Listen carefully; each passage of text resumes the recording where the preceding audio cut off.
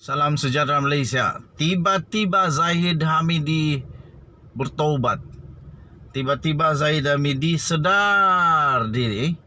Tiba-tiba Zahid Hamidi tiba-tiba saja seperti terbangun dari lena. Wah, terlajak perahu boleh diundur. Terlajak kata ambil kau makan kau sampai kenyang. Begitulah. Tapi tuan-tuan dan puan-puan yang dihormati sekalian, memang waktu bercakap jangan sembarang cakap, pikir dulu. Akhirnya Zahid mahu supaya penyebaran klip ucapannya yang diedit. Tapi pada pendapat saya, yang orang sebar itu tidak ada diedit pun. Semua tak ada diedit.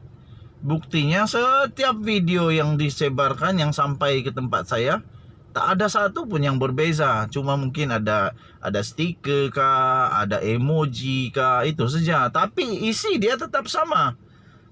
Yaitu Zahid Hamidi kata, kalau kita kalah kali ini, kita lebih teruk daripada PR14.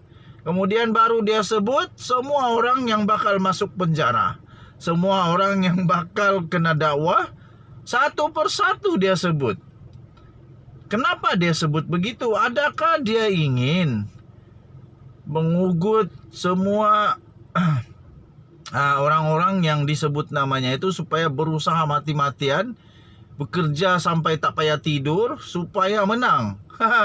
Ataupun dia ingin memberitahu supaya semua ahli UMNO kalau sayang kepada Zahid Hamidi, undilah Zahid Hamidi. Dan kalau sayang kepada Tok Mat kah, sayang kepada Presiden MIC kah, kalau sayang kepada diorang, undilah diorang. Kalau tak sayang, nanti tak undi, nanti kalah masuk penjara, kena dakwa pula. Lagi, adakah itu juga memang menunjukkan bahawa ada angin bertiup sehingga pokok bergoyang? Sebab pada pendapat saya, kamu boleh komen lah apa pendapat kamu. Pada pendapat saya saja, Zahid tak payah takut. Kalah kah, menang kah, tak payah takut. Kalau memang tak ada buat apa-apa salah, Mahkamah Malaysia bukan mahkamah hutan, bukan. Mahkamah kita mahkamah bagus lah. Orang yang memang tak ada apa-apa salah tak akan dibawa ke mahkamah. Orang yang tak ada kes tak akan dibawa ke mahkamah. Dan kalau sampai mahkamah pun jangan takut. Sebab kalau tak ada kes, tak ada prima facie, memang kau tak akan pun kena buat apa-apa. Dilepaskan saja. Buktinya Zahid Hamidi dilepaskan sebab dia tiada apa-apa kes prima facie. Jadi nak takut apa? Nak takut apa sampai cakap macam begitu? Jangan takut. Wahai semua ahli politik Malaysia, kamu jangan takut. Kalau kamu tidak ada apa masalah, kalau kamu tidak ada apa-apa rasuah, tidak ada apa-apa penyelewengan kuasa, penyelewengan dana, tak payah takut. Menangkah, kalahkah, jangan takut. Saya percaya satu lagi, Tuhan sentiasa beserta dengan orang yang benar. Akhirnya kebenaran akan muncul juga. Zahid Hamidi merayu supaya semua video-video dia yang dikena edit itu diberhentikanlah. Tapi saya bilang terpulang kepada kamu semua. Sebab tidak ada apa-apa salahnya untuk sebarkan yang betul. Jangan saja pula kamu sebar yang tak betul. Sekarang kan sudah mulai perang politik, perang psycho, perang saraf. Jadi hak orang untuk berkongsi fakta atau berkongsi benda-benda yang boleh mempengaruhi orang lain supaya ikut mengundi apa yang dia suka. Nah, kerana itu orang-orang politik, ahli-ahli politik, siapapun parti kamu, hati-hati bila bercakap. Sekarang orang merakam tahu, orang rakam. Orang rakam. Apa yang kau janji orang rakam. Dulu mungkin waktu kau berucap, orang belum lagi mau merakam. Sekarang banyak device boleh rakam. Jadi kalau sudah kena rakam, nanti diungkit, habislah. Kau butak kepala pun dah dapat jawab. Okay, so apa pendapat kamu? Hentikan atau tidak? Kamu boleh komen. Denyut Nadi, suara rakyat bergema. Di channel ini kita jumpa lagi. Selamat pagi Malaysia, bye-bye. Salam sejahtera Malaysia, Denyut Nadi, suara rakyat bergema di channel ini. Rupanya ramai juga orang tidak sedar diri, ramai juga orang yang masih pengsan, ramai juga orang yang entah tidak sedar lah, dan mungkin tidak faham perkataan bahasa Malaysia. Azmin Ali salah seorang daripada yang mungkin tidak faham perkataan-perkataan kah, ataupun saya yang tidak faham kah, atau kita semua yang tidak faham. Nah, kamu komen lah. Azmin Ali berkata satu perkara yang memang amat mengejutkan. Dia kata, saya bukan pengkhianat, tak pernah lompat parti. Aduh, rasa lucu lah pula. Minta maaf saya ketawa macam begitu, minta maaf. Tapi memang lucu yang amat lah. Azmin Ali tidak pernah mengkhianat dan tidak pernah lompat parti. Jadi siapa yang mengkhianat dan siapa yang lompat parti dulu tuh? Yang menyebabkan Pakatan Harapan tumbang itu siapa?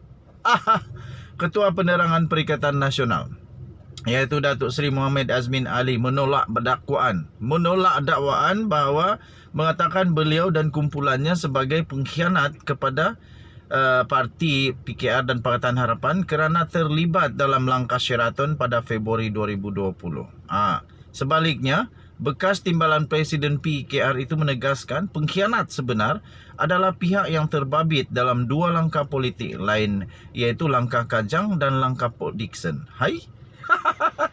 Langkah Kajang merujuk pada rancangan menjadikan Presiden PKR Datuk Seri Anwar Ibrahim sebagai Menteri Besar Selangor dengan bertanding pilihan raya kecil PRK Dewan Undangan Negeri Kajang pada 2014, namun gagal selepas mahkamah mendapati beliau bersalah atas tuduhan liwat. Wah, macam ada bau-bau belas dendam je.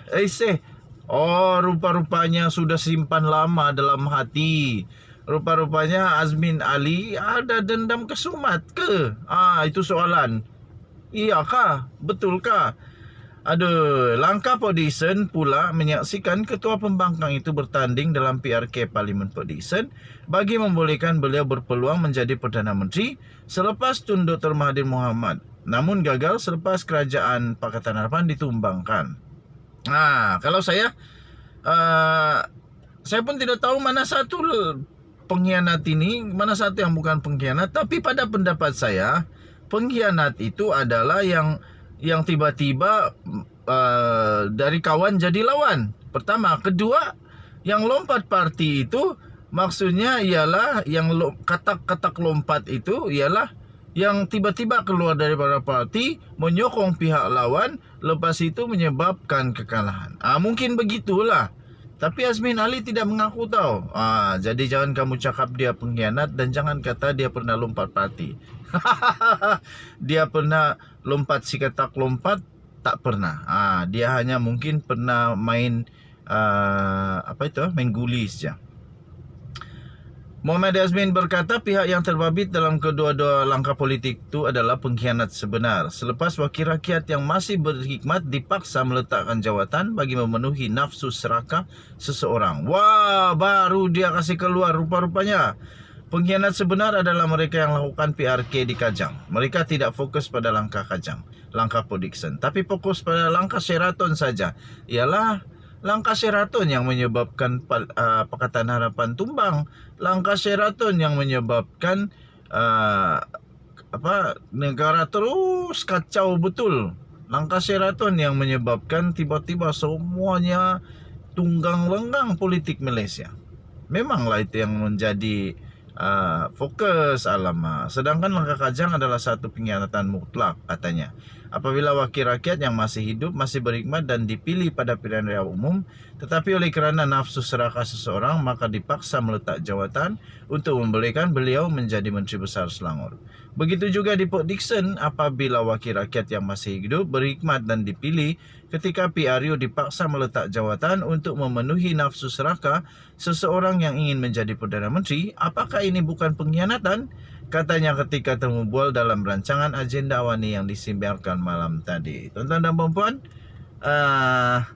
bongkar-membongkar, ungkit-mengungkit semakin dahsyat sekarang ini. Denyut Nadi, suara rakyat bergema. Di channel ini kita jumpa lagi. Bye-bye.